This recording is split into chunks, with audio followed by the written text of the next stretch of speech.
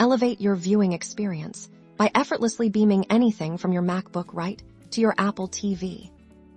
First, open your MacBook. You'll want to locate the Control Center icon in your menu bar, typically found in the top right corner next to the clock. Click on it. Within the Control Center, look for the option labeled Screen Mirroring. It usually has an icon that looks like two overlapping rectangles. Click on Screen Mirroring.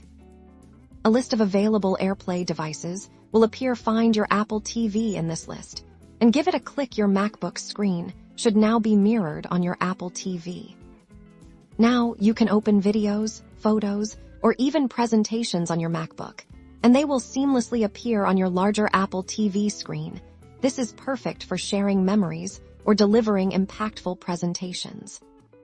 To stop mirroring, simply go back to the Control Center, click on Screen Mirroring again, and then choose Stop Mirroring. And that's how you unlock the power of AirPlay to share your digital world from your MacBook to your Apple TV.